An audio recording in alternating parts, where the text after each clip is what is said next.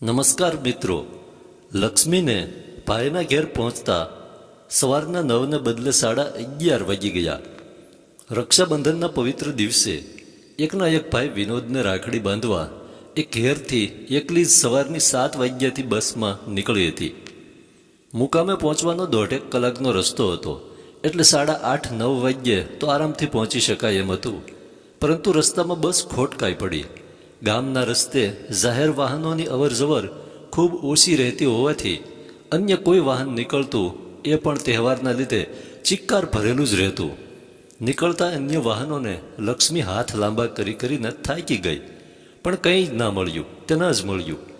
વિનોદે બહેનના પડોશીને landline phone પર phone કરીને આગલા દિવસે જણાવી દીધું હતું કે 11:15 વાગ્યે સાસરીમાં જવા ટ્રેન પકડવાની હોવાથી એ એની પત્ની કૃપાલી સાથે સવારે 11 વાગ્યા પહેલાં ઘેરથી નીકળી જશે. લક્ષ્મીએ ફોન પર 9 વાગ્યે આવી જઈશ એવો પ્રત્યુત્તર આપ્યો હતો. આખરે એ જ બસ રિપેર થઈ ગઈ. ચિંતાતુર ચહેરે લક્ષ્મી એ જ બસમાં બેસીને ભાઈના ઘેર પહોંચી તો ગઈ, પરંતુ ઘરને તાળું મારેલ હતું. બિચારી લક્ષ્મીને એમ હતું કે પોતે આવવાની હોવાથી કદાચ ભાઈ ભાભી 11:15 વાગ્યાની ગાડીના બદલે થોડા મોડા નીકળશે, પરંતુ એની એ ધારણા ખોટી પડી. જોકે લક્ષ્મીને ભાઈ ભાભીના સ્વભાવની ખબર તો હતી જ. લક્ષ્મીના લગ્ન 4 વર્ષ પછી એના મા બાપ એક અકસ્માતમાં મૃત્યુ પામ્યા હતા. નાના ભાઈ વિનોદના લગ્ન પણ લક્ષ્મીના લગ્ન પછી 3જા વર્ષે થઈ ગયેલ. લક્ષ્મીનો સાસરી પક્ષ એકંદરે એટલો બધો કંઈ સુખી નથી, પણ વિનોદ 3જા વર્ગનો સરકારી કર્મચારી હોવાથી એની પત્ની સાથે સુખી જીવન જીવી રહ્યો છે. ભાઈ સરકારી નોકરિયાત હોવાથી બહેનને ખૂબ ગર્વ હતો. મા બાપના મૃત્યુ પછી એ વાર તહેવારે ભાઈને મળવા એના નોકરીના સ્થળે પહોંચી જતી, પરંતુ નણંદના આગમનથી કૃપાલી ભાભીનું મોં ફૂલાયેલ જ રહેતું. ધીરે ધીરે ભાઈ પણ ભાભીના રંગે રંગાઈ ગયો. સોમાની સ્વભાવની લક્ષ્મીએ ધીરે ધીરે ભાઈના ઘેર જવાનું જ ઓછું કરી નાખ્યું. એ એકમાત્ર રક્ષાબંધનના દિવસે જ ભાઈના ઘેર જતી હતી. એમાં તો આજે પ્રથમવાર ભાઈ જ ગેરહાજર. લક્ષ્મીથી ડૂસકું નંખાઈ ગયું. એ મનોમન લવી પડી.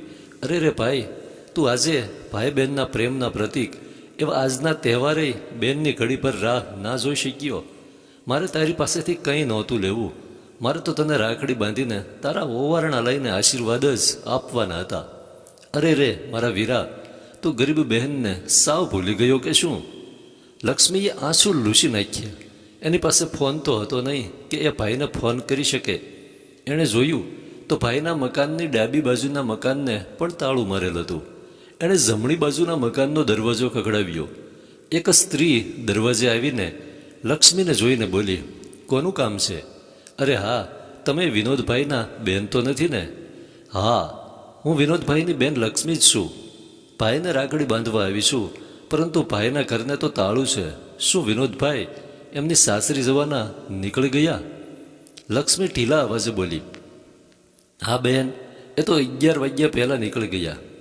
વિનોદભાઈ જતાં જતાં કહી ગયા હતા કે મારી બેન લક્ષ્મી આવે તો કહેજો કે સાસરીમાં જઈને 2 વાગ્યે સાપુતારાના પ્રવાસે નીકળવાનું હોવાથી રાહ જોઈ શકાય એમ નહોતી. કહીને એ સ્ત્રી ઊભી રહી.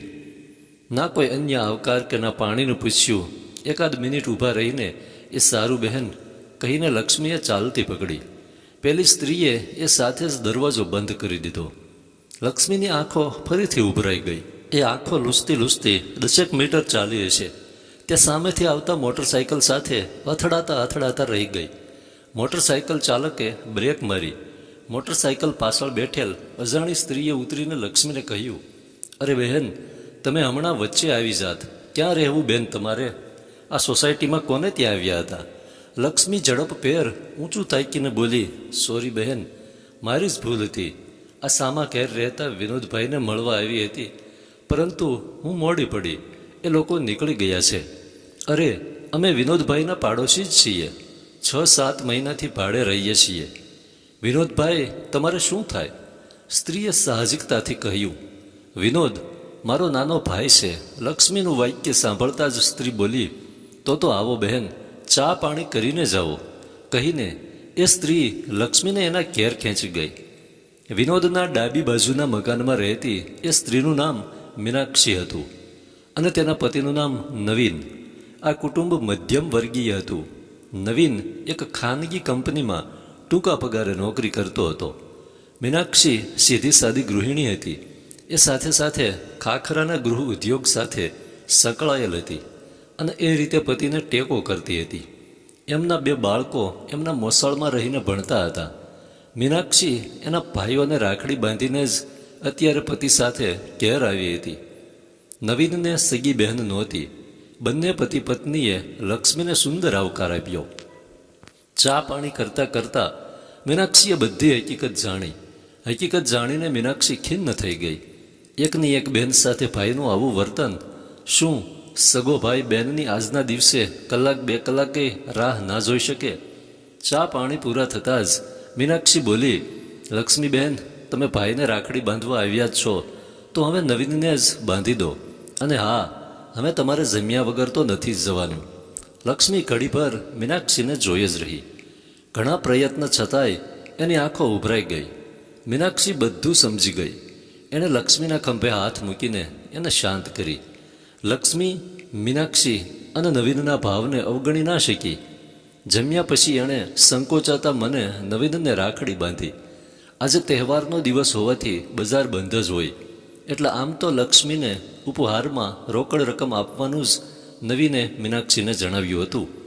પરંતુ મીનાક્ષીએ હમણાં જ પિયરમાંથી ભાઈએ આપેલ સાડી લક્ષ્મીને આપવાની વાત કરી. પત્નીની ઉદારતાથી નવીન પણ ગળગળો થઈ ગયો અને એ સાડી જ્યારે લક્ષ્મીને હાથમાં આપી ત્યારે તો એ ખુશીની મારી મીનાક્ષીને બાજી જ પડી. લક્ષ્મી એની ભાભી અને મીનાક્ષીની મનોમન તુલના કરી બેઠી. એના મોઢેથી વાક્યો નીકળ્યા, તમારી બધી જ મનોકામનાઓ પૂર્ણ થવો મારા વીરા નવીનભાઈ. તમારો સંસાર સુખી રહો. કલાક પછી નવીન લક્ષ્મીને મોટરસાઇકલ પર બસ સ્ટેશન મૂકવા ગયો ત્યારે સગા ભાઈ બહેન જેવી બંને વચ્ચે વાતચીત થઈ. માત્ર એક જ દિવસનો સમય પસાર થયો. રક્ષાબંધનના બીજા દિવસની સાંજે વકીલે આવીને નવીનનો દરવાજો ખખડાવ્યો. વકીલે અંદર પ્રવેશતા વેત વધાઈ ખાધી. નવીનભાઈ, જે કેસ ઉપરથી આપણને વિશ્વાસ ઉઠી ગયો હતો એ કેસનો ચુકાદો આપણી તરફેણમાં આવ્યો છે. 10 વર્ષથી ચાલતા હાઈવેને અડીને આવેલ 4 વીઘા જમીનના કેસનો ચુકાદો આજે નવીન અને તેના મોટા ભાઈની તરફેણમાં આવ્યો હતો. 4 કરોડની 4 વીઘા જમીનનો કેસ જીતતા આજે નવીન 2 કરોડ રૂપિયાનો આસામી બની ગયો હતો. એક જ દિવસમાં જીભની માનેલ એક ગરીબ બહેનના આશીર્વાદ ફળ્યા કે પછી માત્ર સંયોગ? પરંતુ નવીન અને મીનાક્ષીના મનમાં લક્ષ્મીનું એક જ વાક્ય ભડકાઈ રહ્યું હતું, તમારી બધી જ મનોકામનાઓ પૂરી થાઓ મારા વીરા નવીનભાઈ. રક્ષાબંધનના ચોથા દિવસે વિનોદ અને કૃપાલી ઘેર આવ્યા. કૃપાલીના એક પગે પાટો બાંધેલ હતો અને તે લંગડાતા પગે વિનોદના ખભાના ટેકે ટેકે ચાલી રહી હતી. આ જોઈને મીનાક્ષી બોલી, શું થયું કૃપાલીબેન? ઢાળમાં ગબડતા પગે ફ્રેક્ચર થયું છે મીનાક્ષીબેન. નીકળતી વખતે કોણ જાણે કોના શુકન થયા હતા કહીને ઢસડાતા પગે કૃપાલી ઘરમાં ચાલી ગઈ. મીનાક્ષીના મોં પર ઘડીભર વિષાદ સવાઈ ગયો. એ મનોમન બોલી ઉઠી, તહેવારના દિવસે સગી નણંદને અવગણનારને વળી શુકન કહેવા? સાંજે બધા આડોશી પાડોશી કૃપાલીના ઘેર એની ખબર પૂછવા ભેગા થયા ત્યારે વાત વાતમાં મીનાક્ષીથી બોલાઈ જવાયું, અમારે રક્ષાબંધનના દિવસે ધર્મસંકટ જેવું થયું. એ દિવસે તમે લોકો નીકળ્યા એના પછી લક્ષ્મીબેન આવ્યા. પાડોશીની ફરજના ભાગરૂપે અમે ફરજ તો નિભાવી દીધી. લક્ષ્મીબેને નવીનને રાખડી તો બાંધી, પરંતુ બજારમાં રજાના દિવસે ભેટમાં શું આપવું? મને રોકડ આપવી યોગ્ય ના લાગ્યું એટલે વિચારીને મારા ભાઈએ ખૂબ જ હેતથી આપેલ સાડી લક્ષ્મીબેનને આપી દીધી. લક્ષ્મીબેને તો ખોબલે ખોબલે આશીર્વાદ આપ્યા. એ પાછા નાહકના નહીં, બીજા જ દિવસે એ ફળીભૂત થયા. બહેનના સ્વરૂપે જાણે લક્ષ્મી દેવી ખુદ આશીર્વાદ આપવા આવ્યા ન હોય. અરે હા, એમનું નામ પણ લક્ષ્મી જ હતું ને, કહીને મીનાક્ષીએ બધી હકીકત વર્ણવી. કૃપાલીનું મોં તો જોયા જેવું થયું જ, પરંતુ વિનોદની વેદનાએ તો એના હૃદયને હચમચાવી દીધું. વિનોદના મોં પર હવે પસ્તાવો સ્પષ્ટ વર્તાઈ રહ્યો હતો. ભગવાને મને સુખ આપ્યું છે, છતાંય એ સુખની ભાગીદાર ગરીબ એવી સગી બહેનને પણ હું ના બનાવી શક્યો. ધિક્કાર છે મારી જિંદગીને. એક અઠવાડિયાના વલોપાત પછી એણે કૃપાલી આગળ વેદના ઠાલવી. કૃપાલી પણ મીનાક્ષીએ કહેલ હકીકત પછી મનોમન પસ્તાઈ રહેલ હતી જ. આખરે રવિવારના દિવસે વિનોદે લક્ષ્મીને સહપરિવાર આવવા ખૂબ આગ્રહ કર્યો. રવિવારના દિવસે લક્ષ્મીને એક નહીં પરંતુ બે ભાઈઓ સુખ દુઃખના સાથી બનીને આવકારી રહ્યા હતા. ધન્યવાદ.